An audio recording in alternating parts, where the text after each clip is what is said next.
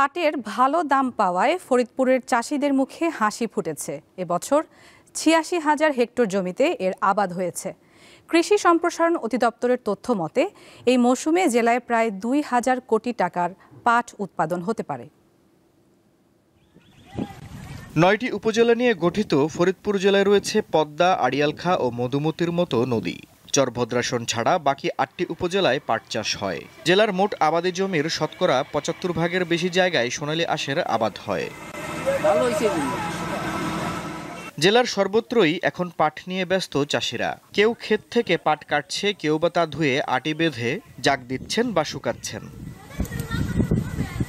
চাষিরা জানান নিচু জমিতে পাটের ফলন তেমন ভালো হয়নি, তবে উঁচু জমির চিত্র ভিন্ন। পর্যাপ্ত বৃষ্টি না হওয়ায় নির্ভর করতে হয়েছে সেচের উপর, ফলে গুনতে হয়েছে অতিরিক্ত টাকা। এবার ফলন মনে করেন বিঘে আমার ওখানে হলো ৩০%, ওই ৫-৬ মণ পাট এইভাবে হয়েছে। বৃষ্টির জনিতে, পানি বাজার জনিতে ফলন কম হয়ে গেছে। উঁচু জমিতে আবার টাকা একটু ভালো হয়েছে। এবার প্রতি মণ পাট বিক্রি হচ্ছে ৩,৭০০ থেকে ৪,১০০ টাকায়। বিঘা প্রতি ব্যয় হয়েছে ৩০ থেকে ৩৫,০০০ টাকা।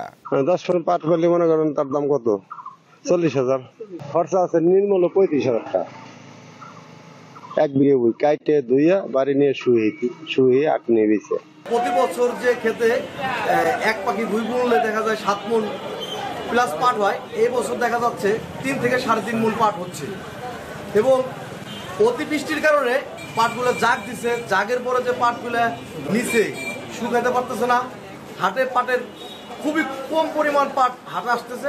এবং এই বছর পাটের যে বাজার মূল্য আলহামদুলিল্লাহ এখন পর্যন্ত যথেষ্ট ভালো আছে, প্রায় ৪,০০০ টাকা মনের মতো। এবং আমরা আশা করছি যে আমাদের যে লক্ষ্যমাত্রা, এই লক্ষ্যমাত্রায় এখানে প্রায় ২,০০০ কোটি টাকার পাট উৎপাদন হবে। প্রত্যক্ষ ও পরোক্ষভাবে ফরিদপুরের ৫ লাখের বেশি মানুষ পাট চাষের সাথে জড়িত বলে জানায় কৃষি সম্প্রসারণ অধিদপ্তর। দীপ্ত বার্তা কক্ষ। দর্শক, এই ছিল আজকের বাণিজ্য সংবাদ।